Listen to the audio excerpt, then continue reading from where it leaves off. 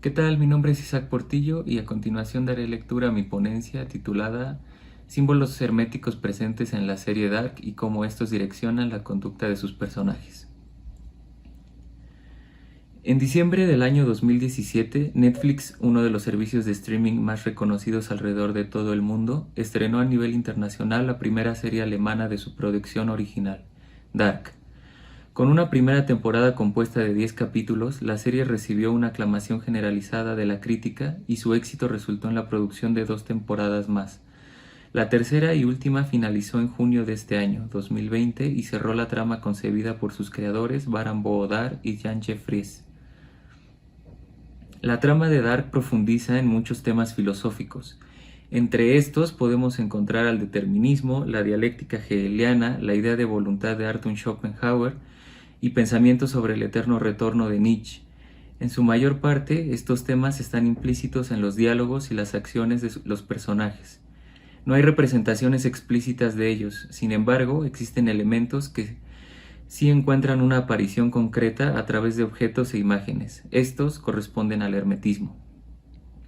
A continuación me propongo señalar y discutir la simbología hermética presente a lo largo de toda la serie y cómo los preceptos místicos de esta ideología direccionan algunos de los juicios de los protagonistas con el fin de resultar en un círculo infinito de eventos concatenados entre sí. El argumento de la serie tiene la cualidad de involucrar muchos géneros narrativos, los cuales desarrolla ampliamente. Entre los principales se puede identificar al melodrama, al suspenso y a la ciencia ficción. Esta es una breve sinopsis. La desaparición de 3 niños causa una sensación de miedo e intranquilidad en los habitantes de la pequeña ciudad de Winden. El misterio detrás de estos eventos revela los conflictos y secretos que existen entre 4 familias, así como entre sus generaciones pasadas y venideras.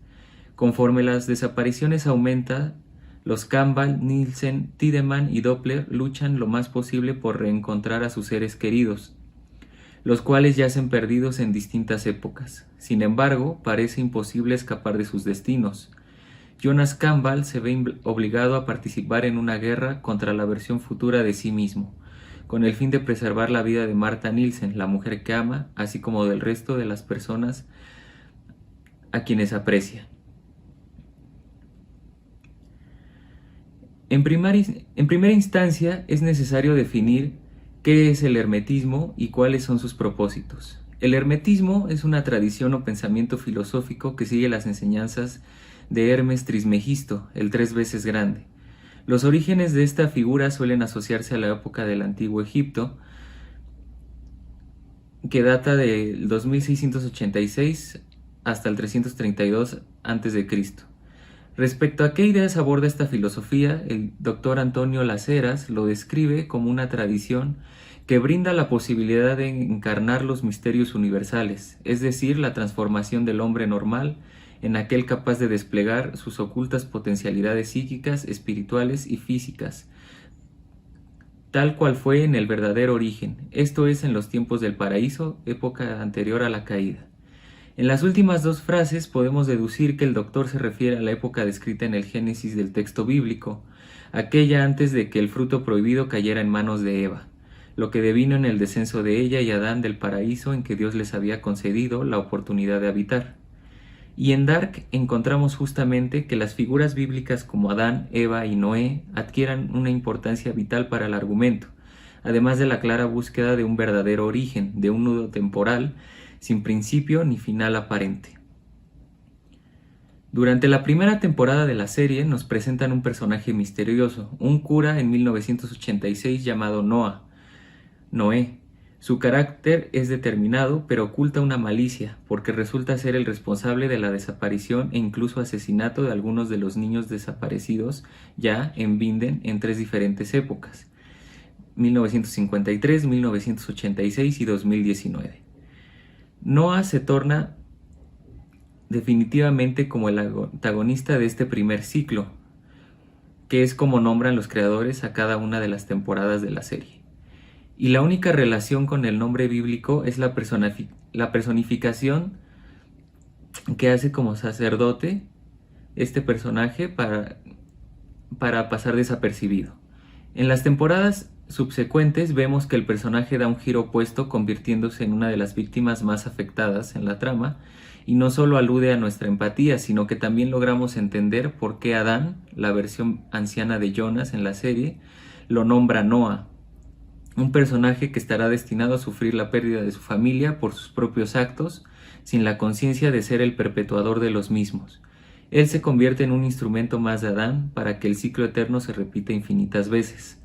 La alusión al arca que construye el personaje bíblico es la esencia de la serie, o una de ellas. Es posible hacer la analogía en sentido de que este personaje, pese a no ser el protagonista, es un héroe que intenta salvar a su familia de una catástrofe, el apocalipsis, presentado en la segunda temporada, que erradicará a una población considerable sobre la Tierra.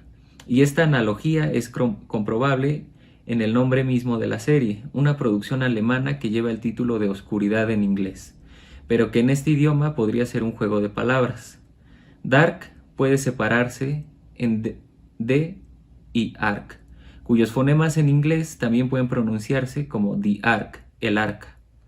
Noah también es un personaje que lleva consigo el símbolo hermético incluido en la serie, la tabla esmeralda. La imagen de esta, cuyos preceptos fueron traducidos al latín por Isaac Newton, la lleva tatuada en todo el ancho de su espalda. El padre de Noah, Bartosz, la lleva tatuada del lado opuesto del torso. Esta marca la llevan por una razón de carácter iniciático. Ambos pertenecen a un grupo conocido como Sic Mundus Creatus Est, cuyo líder es Adán y quien sigue la tradición de una logia secreta que durante años ha tratado de obtener los medios para viajar a través del tiempo.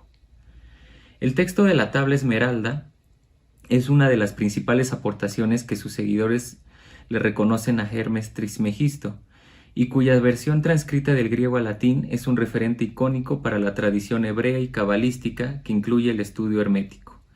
En ella, Hermes concentra los principios y objetivos principales de la alquimia, ciencia prototípica practicada antes de la era de Cristo y que buscaba la perfección del alma. A este fin los alquimistas le nombraron Opus Magnum, la gran obra. La tabla sintetiza de manera críptica 13 preceptos fundamentales para entender todo aquello que esconde la sustancia primordial, la sustancia de donde fueron, son y serán creadas todas las cosas del universo. Los creadores de la serie hacen un símil de esta sustancia con el bosón de Higgs o partícula de Dios, la partícula que le da a todas las cosas sus masas. Terminología tomada del campo de la física. En Dark obtienen esta materia mediante la energía nuclear. Por ello, la planta de energía nuclear de Winden se vuelve una de las locaciones protagónicas en la serie. Sic Mundus Creatus Est, así es creado el mundo, es el 10º precepto en la tabla de Hermes. Y es coherente que los creadores seleccionaran este en específico para definir el universo en su historia, porque en un contexto hermético es el principio idóneo para explicar la concepción de un mundo cíclico, un mundo sin principio ni final, o en el que el final es el principio, porque sus eventos se repiten eternamente. Incluir una congregación secreta bajo el nombre de este precepto también es una fuerte referencia a las logias masónicas, cuya orientación filosófica y espiritual está designada por el Kybalión, una obra escrita por unos autores anónimos autodenominados los Tres Iniciados y seguidores fieles del hermetismo. Curiosamente, el símbolo de Sic Mundus, la triqueta, no es propia de la tradición hermética, sino de la cultura celta, para quienes representaba la relación entre la vida, la muerte y la reencarnación. Pero esta no es la única tricotomía para la que ha sido utilizada este símbolo. En la época del cristianismo fue utilizada por Constantino II para simbolizar la Santa Trinidad, Padre, Hijo y Espíritu Santo. Dark sustrae el carácter tridimensional del símbolo a su esencia más pura y a partir de él justifica la existencia de 3 mundos o dimensiones coexistentes entre sí.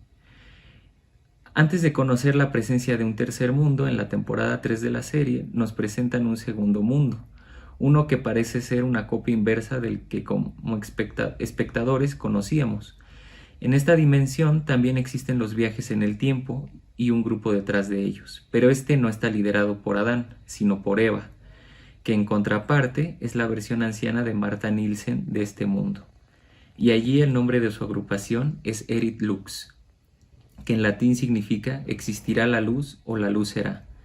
Es relevante mencionar que el parecido que existe con la frase latina del Génesis bíblico, fiat lux, que se haga la luz, y que denota el momento en que Dios crea la vida en el universo,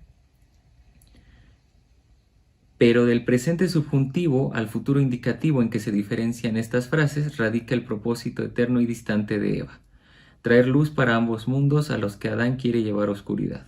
Y a diferencia de Sic Mundus, Erit Lux sí está representado por un símbolo hermético de gran importancia, el caduceo de aquel de quien Trismegisto adquiere su nombre, el propio Hermes, el dios griego encargado de cuidar a los viajeros, que es justo el nombre que reciben los miembros de Sic Mundus.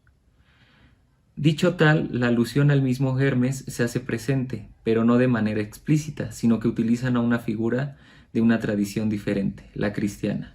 Es muy recurrente la aparición de San Cristóbal, el patrono de los viajeros.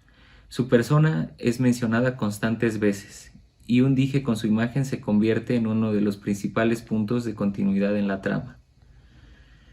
Esta transmutación de Hermes a San Cristóbal indica claramente la gran importancia que tiene el sincretismo de la tradición hermética con la cultura cristiana. A razón de esto, el protagonismo recae por completo sobre las figuras de Adán y Eva, el Jonas del primer mundo y la Marta del segundo mundo, personajes entrelazados por la inevitabilidad del tiempo. Estamos hechos el uno para otro, nunca dudes de eso. Las últimas líneas que le dice Jonas a Marta antes de desaparecer juntos son la verdadera sustancia primordial propuesta en la serie. No es la materia oscura que hace posible los viajes temporales. Son los lazos de amor por encima del tiempo los que son capaces de mantener dos dimensiones distintas a la del origen. Jonas y Marta terminan por convertirse en Adán y Eva porque son versiones de sí mismos con las que conviven mutuamente en diferentes puntos a través del tiempo. Antes de concluir, es imprescindible mencionar al símbolo que unifica la cadena cíclica de eventos en la trama, el Uroboros. Este viene de la cultura griega antigua. Su imagen suele ser una serpiente o un dragón devorando su propia cola. Las primeras apariciones fueron halladas en tratados de alquimia en Alejandría durante los siglos III y IV a.C. En estos era acompañado la mayoría de las veces por un texto en griego cuyo significado es «todo es uno». De aquí que en el universo de Dark el principio sea a su vez el fin, porque todo es un ciclo de sucesos y acciones repetidas infinitas veces. Esta serpiente también es una de las representaciones más comunes de la filosofía del eterno retorno, en donde Nietzsche es vago. Mircea Eliade retoma sus ideas y amplía el pensamiento en torno a esta reiteración inevitable del universo. En Dark encontramos algunos indicios de conceptos propuestos por Eliade, como la búsqueda de un tiempo sagrado, in nihilo tempore ab origine, que hace referencia a la vez única y primera en que da comienzo el acto en que se repetirá eternamente.